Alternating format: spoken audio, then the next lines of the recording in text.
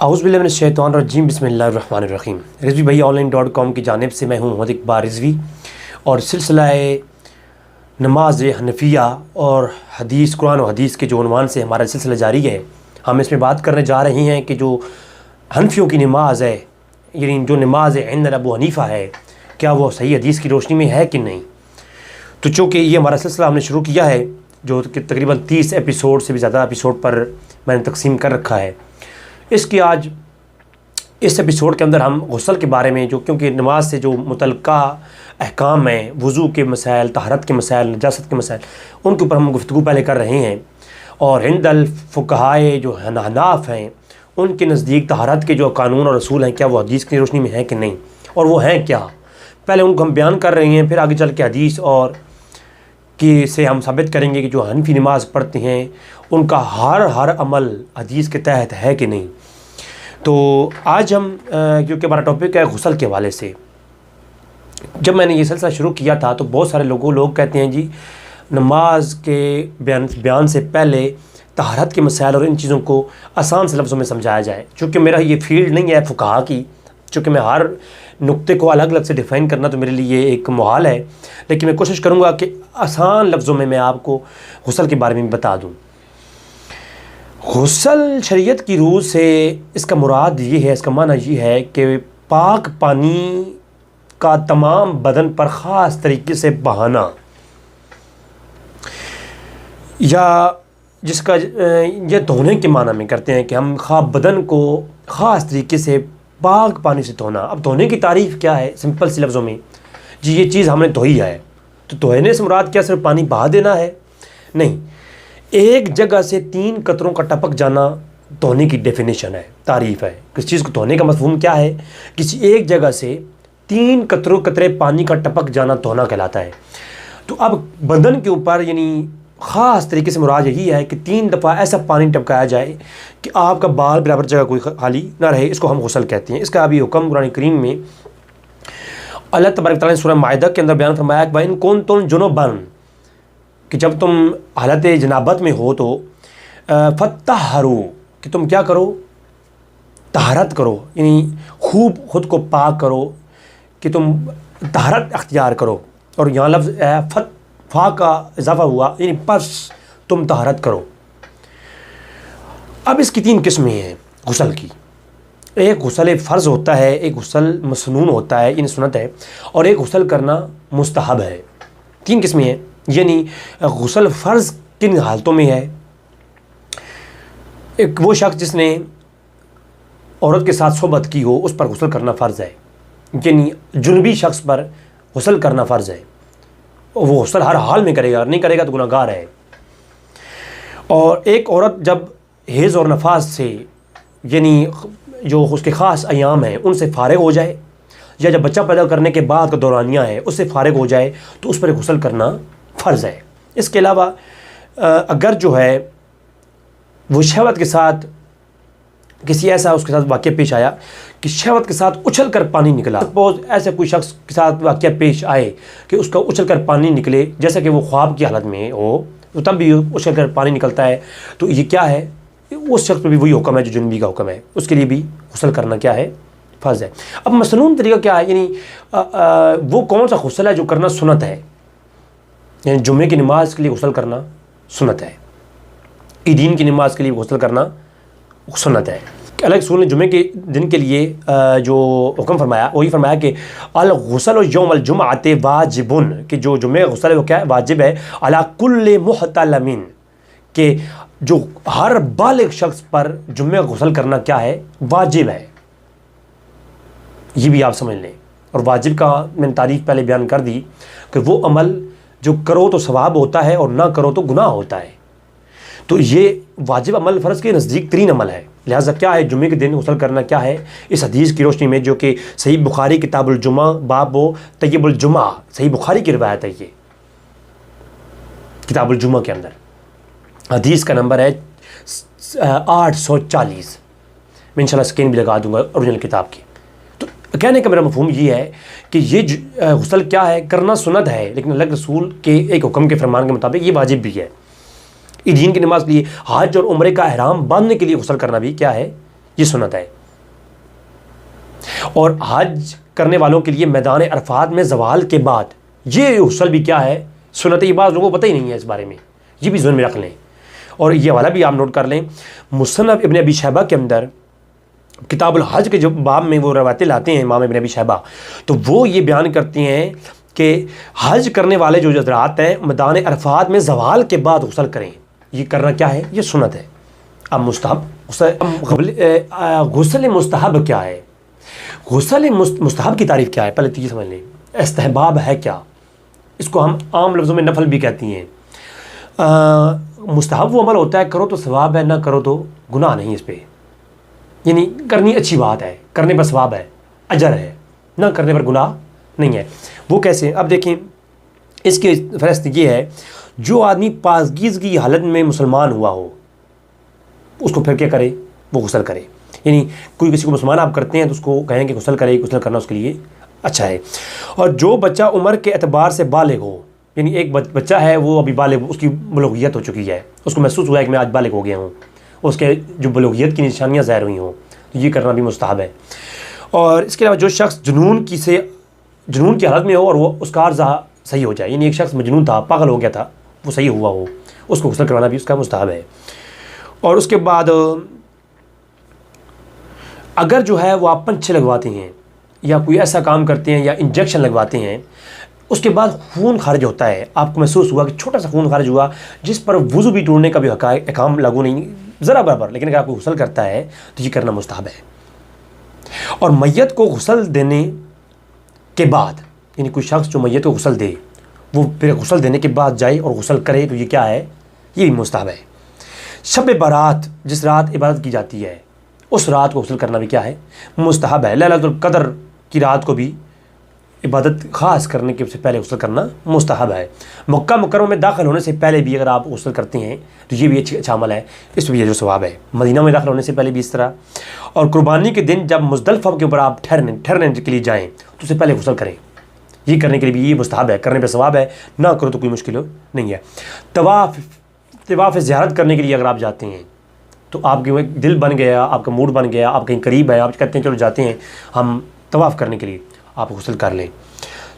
اس کے علاوہ سورج گرہن کی نماز پڑھنے کے لیے جائیں تو کر لیں، مستحب ہے.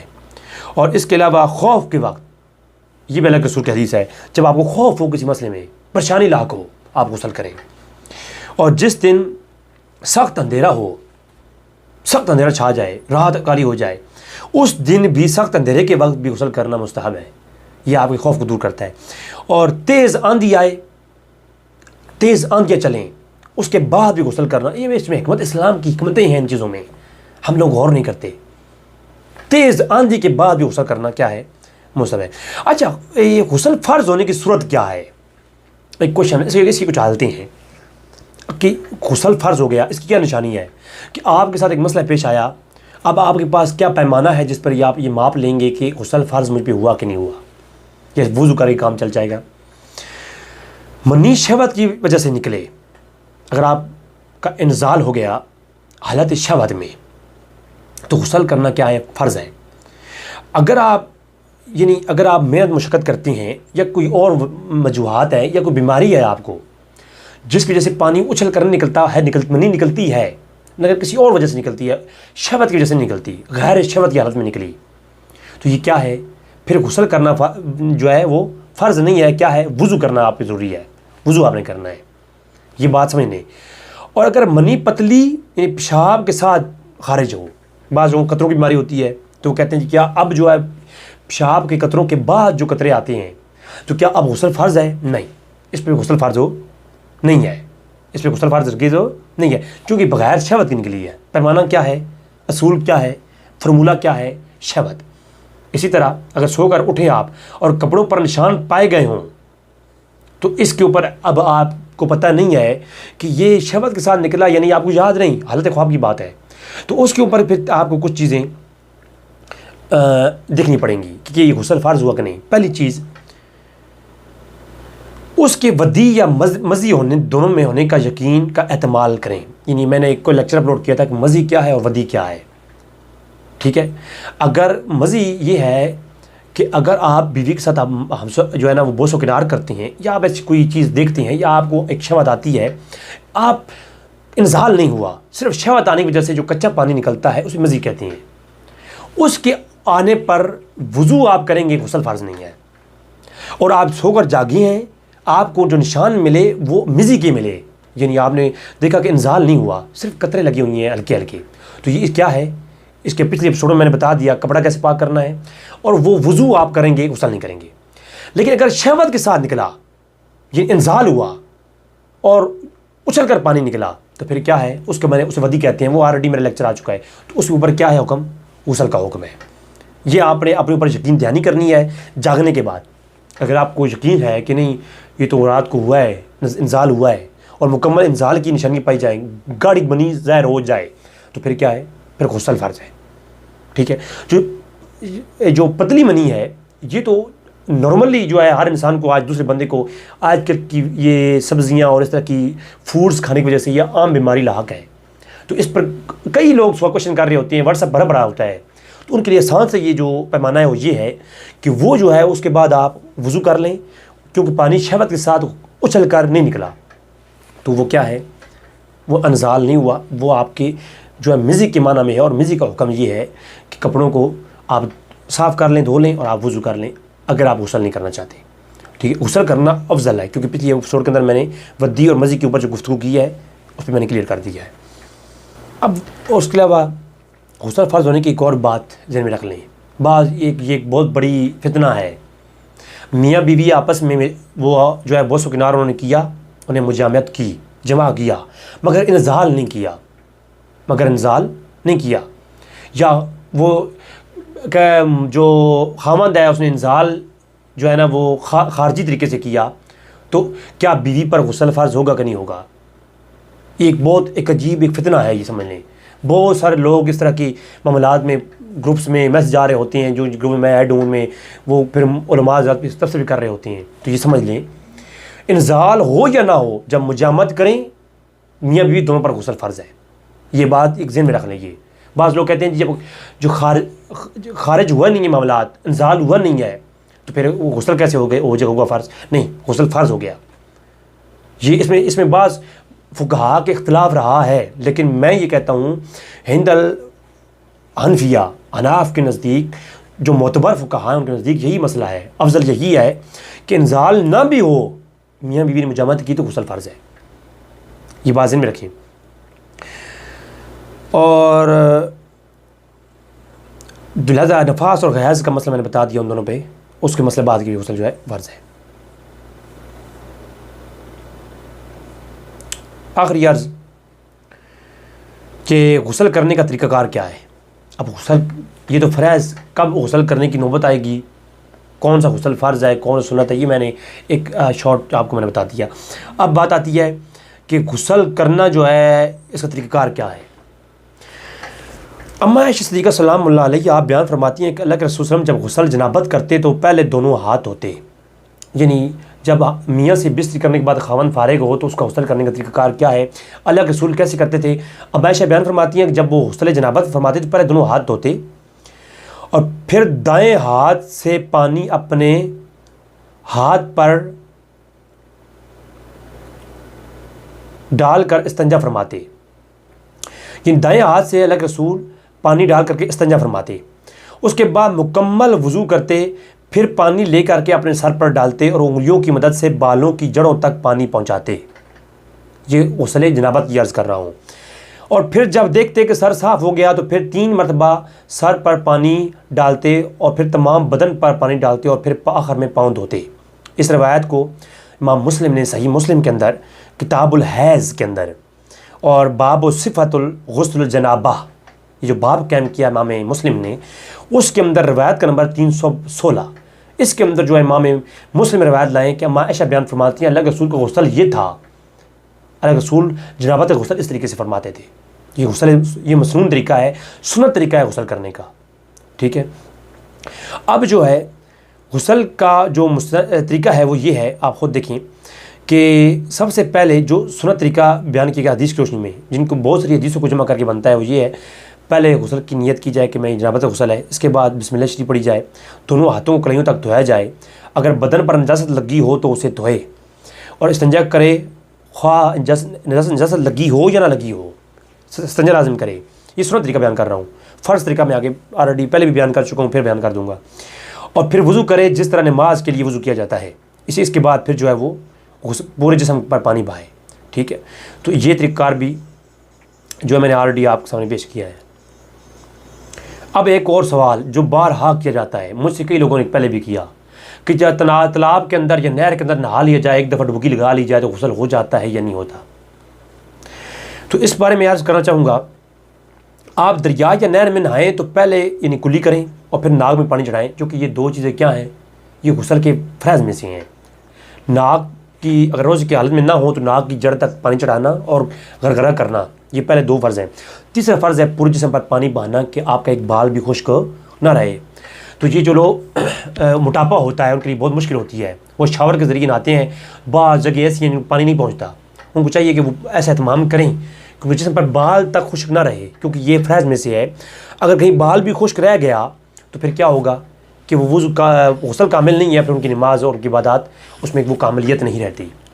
تو لہٰذا غسل اگر وہ کر رہے ہیں، ماشاءاللہ آج کل نیا جدید دور ہے، وہ ایک شاور بنے ہوتے ہیں جن کے اندر وہ آرام سے انسان جو ہے ڈوب بھی جاتا ہے، تو اس طرح کے اگر ماحول ہے تو اس کے لیے حکم جو ہے کہ وہ پانی کو 3 دفعہ نکالیں پھر ڈالیں، یا وہ بعض آ رہا ہوتا ہے جا رہا ہوتا ہے، سوئنگ پولس ٹائپ سے بنے ہوتے ہیں، خیر میں تو اتنی واقف نہیں ہوں ان چیزوں کے بارے میں، لیکن ایک بائی دبی میں بات کر رہا ہوں جدید دور کے اندر۔ تو نہر کے اندر نہائے اگر تو پہلے کیا کرے، کلی کرے اور غرغرے وغیرہ کرے اور ناک میں پانی چڑھائے، اور پھر کیا کرے، پھر یہ کرے کہ پھر تھوڑی دیر اس میں ٹھہرنے سے غسل کی سب سنتیں ادا ہو جائیں گی۔ اگر وہ جو ہے پانی کے اندر ٹھہرتا ہے تو اس کیا ہوگا، اس کے سارے سب جو ہے نا جسم کے ہر کونے کے اندر پانی پہنچ جائے گا۔ اور تالاب اور حوض اگر ٹھہرا ہوا پانی میں نہائے تو بدن کو 3 بار حرکت لازم دے، اور اگر جگہ بدلنی ہو تو پھر جگہ بھی بدل سکتا ہے۔ اگر پانی یعنی تالاب رکا ہوا ہے، ایک نہر نہیں ہے، پانی ایک جگہ پہ کھڑا ہوا ہے تو وہ جگہ چینج بھی کر سکتا ہے، اپنے آپ کو اس پانی میں حرکت بھی دے۔ اور اگر چلتا ہوا پانی ہے تو پھر اس کے ایک ڈبکی لگانے سے بھی اس کا غسل ہو جائے گا۔ اچھا، کیا شاور کے ذریعے جو غسل ہوتا ہے جس کو میں نے عرض کی اس کے بارے میں سن لیں۔ غسل کے جو 3 فرض ہیں نا، اگر جو ہے کلی کرنا، ناک میں پانی ڈالنا، پورے بدن پر پانی جانا، یہ پورا ہو گیا تو شاور کا غسل جو ہے وہ کامل ہو جائے گا۔ شاور کے ذریعے نہایا ہے، اس کے جسم پر کوئی جگہ ایسی بچ گئی ہے جس پر پانی نہیں گیا تو اس کا جو ہے غسل کامل نہیں ہوگا، چونکہ جو 3 شرائط ہیں، یہ 3 فرض ہیں جو غسل کی وہ ہونا پوری ضروری ہیں۔ تو یہ آج کی عرض تھی میری غسل کے متعلق۔ تو انشاءاللہ تبارک و تعالیٰ میں جو ہے مزید اگلی ایپیسوڈ کے اندر آپ کی طہارت کے متعلق مزید بتاؤں گا اور نماز حنفی کی طرف ہم چلیں گے۔ السلام علیکم ورحمۃ اللہ۔